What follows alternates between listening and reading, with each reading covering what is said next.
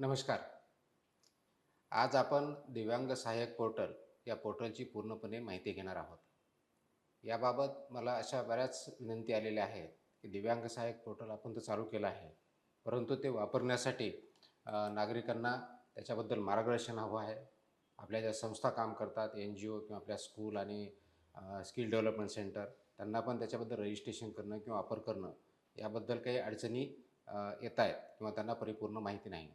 त्या अनुषंगाने आज आपण दिव्यांग सहाय्यक पोर्टल हे दिव्यांग व्यक्तीसाठी, त्यांच्या पेरेंट्ससाठी, समाजासाठी आणि सर्व शासकीय कार्यालय यांच्यासाठी हे कसं उपयुक्त आहे आणि त्याचा फायदा दिव्यांग नागरिकांना कसा होणार आहे, त्यांच्या कुटुंबांना कसा होणार आहे आणि याच्या माध्यमातून आपण दिव्यांगाचं सक्षमीकरण कसं करणार आहोत, याची परिपूर्ण माहिती आज आपण जाणून घेणार आहोत. त्यासाठी याचा एक डेमोही आपण ऑर्गनाईज करत आहोत.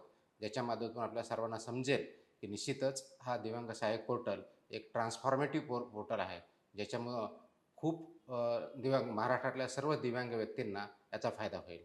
तर आपण ज्यावेळेस वेबसाईटवरती जाऊ आणि आपण पोर्टलचं लॉगिन करू दिव्यांग सहाय्यक पोर्टल. तर तुम्हाला क्लिक केल्यानंतर ही समोरची जी आत्ता पोर्टल दिसतंय ते तुम्हाला दिसेल. ज्याच्यामध्ये या पोर्टलवरती आपण जर बघत असाल तर इथं मुख्य प्रश्न दिसतंय. इथं शासकीय योजना दिसतायत. त्याच्याबरोबर शाळा आणि रुग्णालयाच्या बाबतीत इथे दिसेल. संपर्क साधायचा असेल त्याचे डिटेल्स आहेत आणि आपल्याला शासनाचे जे काही धोरणं आहेत, कायदे आहेत, नियम आहेत हे जर बघायचे या ठिकाणी आपण क्लिक करू शकता. ज्यावेळेस आपण ह्या पोर्टलचा वापर करण्याचा विचार करतो, तर प्रथमतः जो दिव्यांग व्यक्ती ज्याला वापर करायचा आहे, त्याला शासनाच्या योजनाबद्दल पूर्णपणे माहिती घ्यायची आहे आणि शासनाच्या योजनेचा फायदा करून घ्यायचा आहे. त्यांनी इथं आल्यानंतर आपल्या राईट हँड साईडला आपल्या बघा लॉग इन दिलेलं आहे आणि या लॉग इनमध्ये आपण नागरिक लॉग इन म्हणून क्लिक जर केलं, तर आपल्याला आपली माहिती आपल्याला भरायची आहे. पण त्याचबरोबर लॉग इन केल्यानंतर तुम्हाला समोर जो स्क्रीन दिसेल, तो अशा पद्धतीचा असेल, की दिव्यांग सत्यापन अशी तिथं एक स्क्रीन दिसेल आणि त्याच्यामध्ये आपल्याला विचारलं झालं आहे, की तुमच्याकडे UDID कार्ड आहे का? आणि हे आपल्याकडे जर UDID कार्ड असेल, तर त्याच्यावरती होय, माझ्याकडे UDID कार्ड आहे याच्यावरती क्लिक करायचं. हे क्लिक केल्यानंतर आपल्याला समोर विचारलं जातं, की आपला UDID जो क्रमांक आहे, तो इथं लिहा. तो जर आपण लिहिला, त्याच्याखाली आपली जन्मतारीख विचारली जाते, जी की UDIDवरती दिलेली आहे किंवा तुमची जन्मतारीख आहे. ती इथं पूर्ण डेट, मंथ आणि इयर ह्या फॉर्मॅट द्यायची. हे 2 गोष्टी भरल्यानंतर OTP पाठवा याच्यावरती क्लिक करायचं आणि OTP पाठवा असं क्लिक केलं, की आपल्या मोबाईलवर तो OTP येईल. हा OTP आला म्हणजेच आपलं इथं रजिस्ट्रेशन झालं हे अपेक्षित आहे. कारण आपण ज्यावेळेस या दिव्यांग पोर्टलचा वापर करायचा आहे आणि याच्यामधून वेगवेगळ्या सेवा किंवा वेगवेगळ्या अ, योजनासाठी आपल्याला अप्लाय करायचं आहे. त्यावेळेस या पोर्टलवरती आपलं रजिस्ट्रेशन बंधनकारक आहे. त्यासाठी आवश्यक गोष्ट जी आहे, तो आपला UDID क्रमांक हा आहे, UDID कार्ड हे आहे. आणि म्हणून तो UDID कार्ड जोपर्यंत आपण त्याचा नंबर याच्यामध्ये फीड करणार नाही आणि आपली डेट ऑफ बर्थ ही करणार नाही आणि त्याच्या माध्यमातून एक वेळेस रजिस्ट्रेशन करणार नाही, तोपर्यंत आपल्याला याच्यावरती रजिस्टर होता येणार नाही आणि आपण या पोर्टलवरती जर रजिस्टर झाला नाहीत, तर आपल्याला या योजनासाठी जे अप्लाय करायचं आहे, अर्ज जो करायचा आहे, त्याची अर्ज करण्याची प्रक्रिया फक्त इथूनच सुरू होत असल्यामुळं रजिस्ट्रेशनशिवाय आपल्याला करता येणार नाही. आता याच्यामध्ये 2 गोष्टी महत्त्वाच्या आहेत, ज्या दिव्यांग व्यक्तींनी त्यांच्या पेरेंट्सनी, केअर गिव्हर्सनी किंवा आपल्या संस्थांनी सुद्धा काळजी घ्यायची आहे. प्रथम म्हणजे आपल्याकडे UDID कार्ड हे व्हॅलिड असलं पाहिजे. योग्य असलं पाहिजे. ते एक्सपायर झालेलं किंवा चुकीचं असता कामा नये. त्याचबरोबर टेम्पररी UDID कार्ड आहेत. त्यांना ते अलाउड नाही आहे. कारण टेम्पररी UDID कार्डवाल्यांना दिव्यांग व्यक्तींना शासकीय योजनेचे दिव्यांगत्वाचे बेनिफिट भेटत नाहीत. कारण आपला नियम असा आहे, की ज्यांच्याकडे पर्मनंट दिव्यांग कार्ड आहे आणि ज्यांची डिसेबिलिटी ही 40% पेक्षा वरती आहे. म्हणजे पर्सन्स विथ बेंचमार्क डिसेबिलिटी आहे. त्यांच्यासाठीच ह्या योजना लागू आहेत. दिव्यांगाचे लाभ त्यांना भेटतात. म्हणून अशाच व्यक्तींनी याच्यावरती जे पर्मनंट आहेत आणि ज्यांचं दिव्यांगत्वाचं प्रमाण 40% पेक्षा जास्त आहे, अशांनी इथं रजिस्टर करायचं. हे रजिस्टर केल्यानंतर आपल्यासमोर ही माहिती येईल, की ज्या पद्धतीने इथं विचारलं जाईल, की आपल्याला पूर्ण माहिती एक वेळेस फीड करायची, की वैयक्तिक माहिती आपलं नाव काय आहे, आधार क्रमांक काय आहे, डेट ऑफ बर्थ वगैरे काय आहे. मग दुसरी कुटुंबाची माहिती विचारली जाईल, वडिलांचे नाव काय आहे, आईचं काय आहे, लग्न झालं असेल तर पती किंवा पत्नीचं नाव काय आहे, नसेल तर पालकांचं नाव काय आहे, देखरेख करणारा म्हणजे आपल्याकडं कोणी केअर गिव्हर असेल तर त्याचे नाव विचारलेलं आपण डिटेल विचारले आहे. त्याच्यानंतर डिटेल्स म्हणजे पत्त्याचा रेसिडेन्शियल ॲड्रेस जो आहे, कायमचा पत्ता आणि सध्याचा पत्ता तो आपल्याला द्यायचा आहे. सामाजिक आणि आर्थिक परिस्थिती याबद्दल विचारलं आहे. शिक्षण किती झालेलं आहे, व्यवसाय काय आहे का, वार्षिक उत्पन्न किती आहे, बँक खात्याचे डिटेल्स याचे विचारले आहेत, की ज्यावेळेस आपल्याला योजनामधून डायरेक्ट बेनिफिट आपल्या अकाउंटमध्ये येणार आहे त्यासाठी बँक डिटेल्स विचारलेले आहेत. मग त्याच्यानंतर आपल्या दिव्यांगत्वाचा तपशील विचारलेला आहे. प्रवर्ग कोणता आहे, पर्मनंट आहे का टेम्पररी आहे, विशिष्ट त्याचं जी कॅटेगरी आहे ती कोणती आहे, पर्सेंटेज किती आहे आणि UDID क्रमांक किती आहे. आणि त्याखाली आपले एक वेळेस जे काही डॉक्युमेंट आहे तिथं हे अपलोड करायचे आहेत. हे एक वेळेस झालं की आपला हा प्रोफाईल तयार होतो, तो असा असतो. ज्याला आपण तुमचं माझी माहिती या कॉलममध्ये आपण बघतो. ही माझी माहिती जी आहे, ही आपण इथे बघतो. हा तो आपल्यासमोर जो दिसत आहे, तो आपल्याच विभागामधील एक अंडर सेक्रेटरी ज्याला अवर सचिव म्हणतो, ते आहेत. ते दिव्यांग आहेत. त्यांचा आम्ही प्रोफाईल तयार करून आपल्याला दाखवलेला आहे. त्याच्यामध्ये आपल्याला तिकडे नाव दिसत असेल, नावाबद्दल त्यांचे डिटेल्स दिसत असतील आणि त्यांची पूर्ण डिटेल माहिती आहे. आता हे 21 प्रोफाईल झाल्यानंतर सर्वात महत्त्वाची ज्या पोर्टलची महत्त्वाची बाब जी आहे, इथं आपल्याला दिसेल. हे 21 पोर्टल झालं, की मग आपल्याला कोणत्या योजनेस आपण पात्र आहात, कोणत्या योजनेस आपण पात्र आहात, म्हणजे एलिजिबल फॉर विच स्कीम्स हे आपल्याला दिसतं. हे आपल्या लेफ्ट हँड साईडला जर बघितलं माहिती आपली माहिती, माझी माहिती जी आहे, ही इथं आपल्याला दिसेल. त्याच्याखाली आपण पात्र योजना याच्यावरती जर क्लिक, तर या व्यक्तीला ज्यांनी जी माहिती आपण भरलेली आहे, जे पोर्टलवरती आपण अपलोड केलेली आहे, त्या आधारे IT च्या माध्यमातून, AIच्या माध्यमातून आपली योजनाचे क्वालिफिकेशन किंवा निकष काय आहेत आणि आपली पूर्ण जी प्रोफाईल आहे याच्यातली माहिती, याचा ॲनालिसिस करून आपल्यासाठी एलिजिबल असलेल्या स्कीमची लिस्ट आपल्याला समोर दिसते. आणि ही लिस्ट एक वेळ समोर दिसली, की मग त्याचे डिटेल्स आपल्याला जर बघायचे असेल, तर आपण क्लिक करू शकता, की पहा व अर्ज करा असं आपण म्हणतो. आता फॉर एक्झाम्पल आत्ताच आपण एक नवीन स्कीम चालू केली, की प्रशिक्षित दिव्यांग व्यक्तींना स्वयंरोजगारासाठी साधन सामग्री साठी आर्थिक सहाय्य आपण ते 1,000 पासून 15,000 पर्यंत वाढवलं. ती योजना आहे. आता याच्यात आपण पहा आणि अर्ज करा असं जर म्हटलं, तर याच्यावर क्लिक केल्यानंतर आपल्या योजनेविषयी पूर्णपणे माहिती इथे दिसते.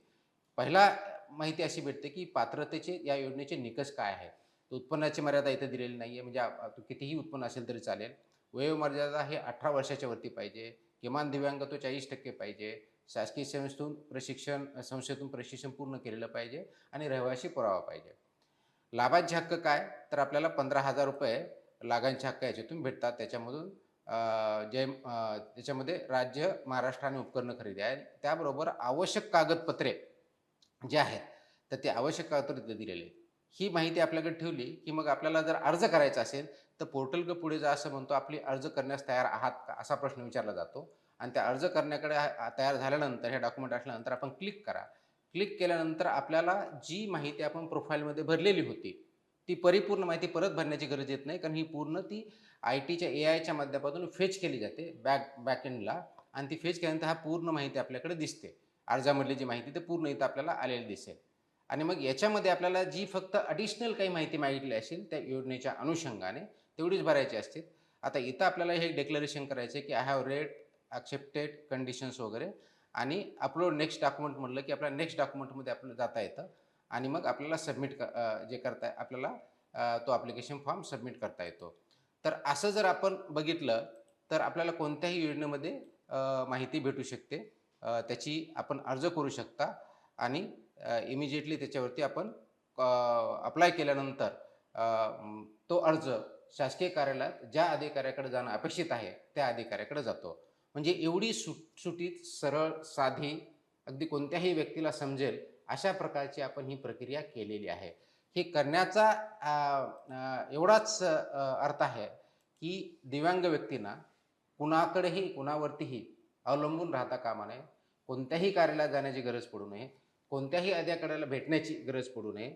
जेणेकरून तो स्वतः व्यक्ती किंवा त्यांचे पेरेंट्स याच्या माध्यमातून आपण तो शासकीय योजनेचा लाभ घेऊ शकतो. म्हणून आपल्या पात्र योजना त्यासाठी ज्या आवश्यक आहेत, समजा दुसरी आपण उदाहरणार्थ जर घेतली, दिव्यांग व्यक्तींना सामाजिक सुरक्षा अंतर्गत विवाह प्रोत्साहन योजना, ज्याचा आपण लाभ 1.5 लाख ते 2.5 लाखापर्यंत केला आहे. त्याच्यावरती अर्ज आपण केला, तर आपल्याला परत तेच गोष्ट दिसेल.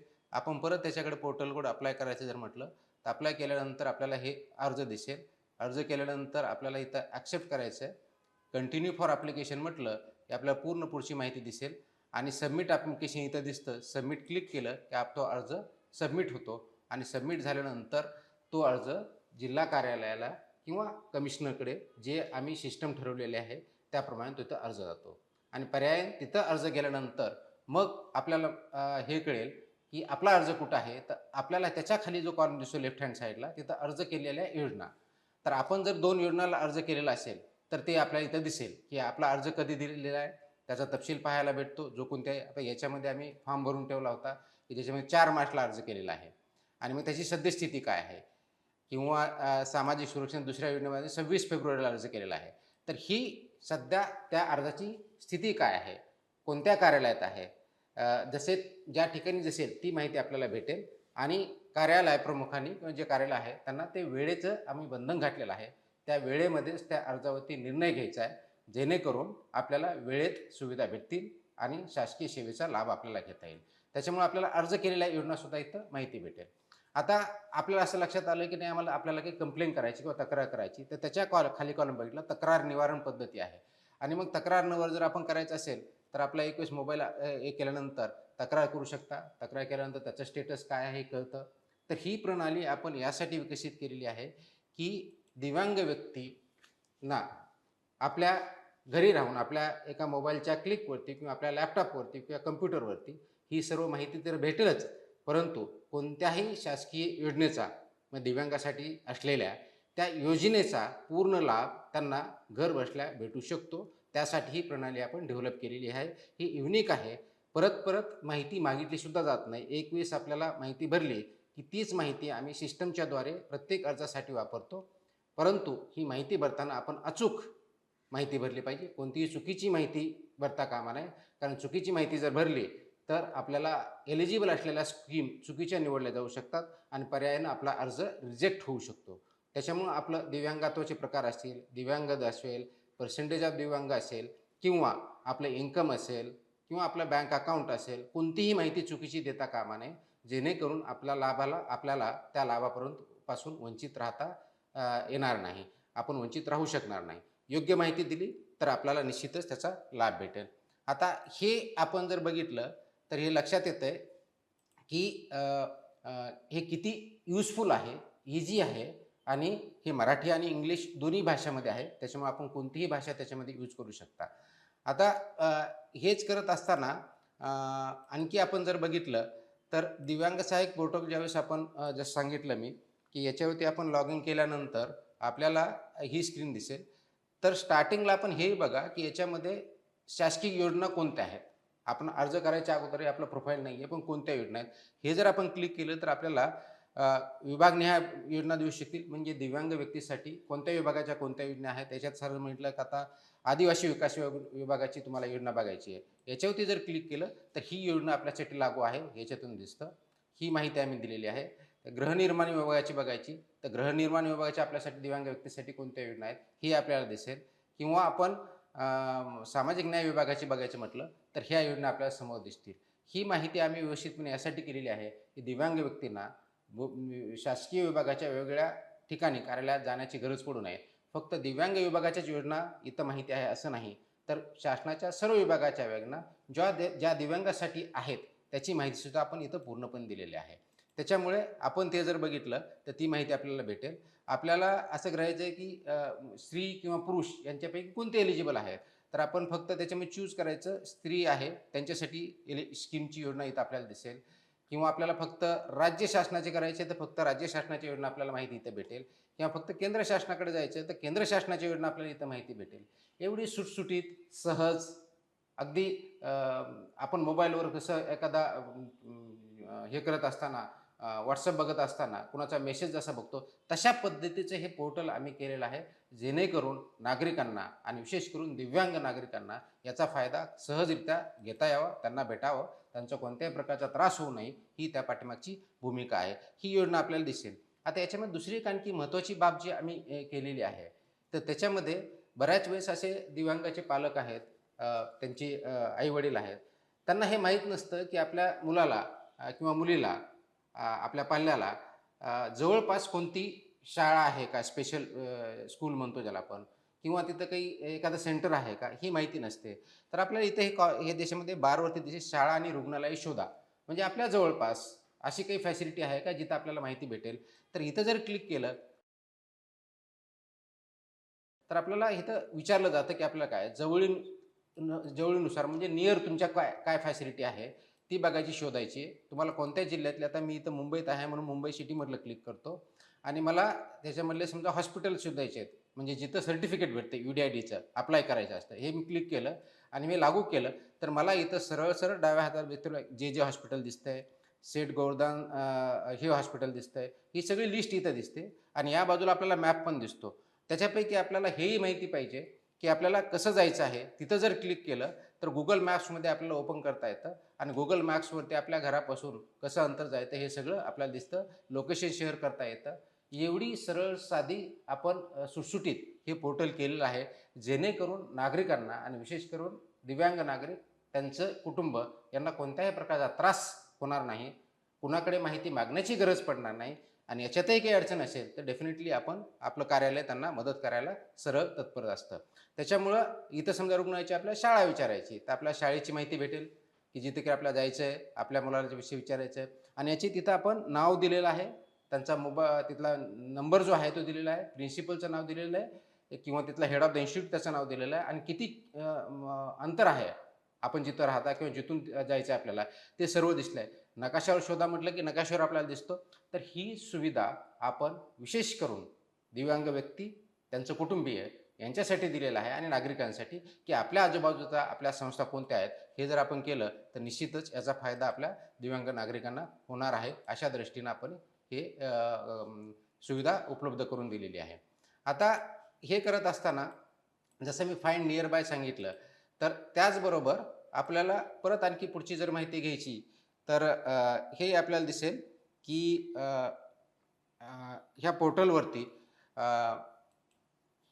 त्याच्यापुढे जर आपण बघितलं, तर कायदे, नियम, धोरण या बाबतीत आपल्याला बघायचं आहे. शासन परिपत्रक इथं क्लिक केल्यानंतर आपल्याला हे कायदे समोर दिसतात, नियम आपल्याला दिसतात, धोरणे दिसतात. याच्यावरती क्लिक केलं की आपल्याला डिटेल त्याची माहिती भेटेल. जेणेकरून आपल्याला कोणत्याही योजनाबद्दल माहिती पाहिजे असेल, तीसुद्धा इथं अवेलेबल आहे. अशा पद्धतीचं एक सुटसुटीत आपण हे पोर्टल केलेलं आहे. हे पोर्टल करण्यापाठीमागचा उद्देशच एवढा आहे, की आपल्याला कुणाकडेही जाण्याची गरज पडू नये. आपले हक्क आपल्याला माहीत असावेत आणि ते वापरण्यासाठी आणि त्याचा यूज करण्यासाठी आपल्याला ह्या पोर्टलच्या माध्यमातून ते करून घेता यावेत अशी अपेक्षा आहे. आणि म्हणून याचं नावसुद्धा आम्ही केलेलं आहे दैवांग सहाय्यक पोर्टल. हे आपल्याला सहाय्य करण्यासाठी आहे. आपला स्वाभिमान वाढवण्यासाठी आहे आणि आपल्याला स्वाभिमानाने जगता यावं यासाठी सर्व सुविधा आपल्यापर्यंत एका क्लिकवरती अवेलेबल व्हाव्यात या दृष्टिकोनातून आहे. हे आपण सर्वांनी वापरावं. पोर्टलच्या माध्यमातून आपण पहिलं समजून घ्यावं, जे आता मी सांगितलं त्याप्रमाणे समजून घेऊन त्याचा वापर करावा. कुणी चुकीचा वापर करणार नाही याचीही काळजी घ्यावी आणि आपल्याला शासनाच्या ज्या योजना आहेत त्याचा वापर घेऊन आपण पूर्णपणे सक्षम कसं व्हाल या दृष्टिकोनातून आपण प्रयत्न करूया. आपण आपल्याबरोबर शासन आहे. आपण सर्वांनी मिळून दिव्यांग व्यक्तीचं सक्षमीकरण योग्य प्रकारे करून त्यांना न्याय देण्याची भूमिका या दिव्यांग सहाय्यक पोर्टलच्या माध्यमातून करत आहोत. त्यासाठी आपण सर्वांनी सहभागी व्हावं हीच विनंती.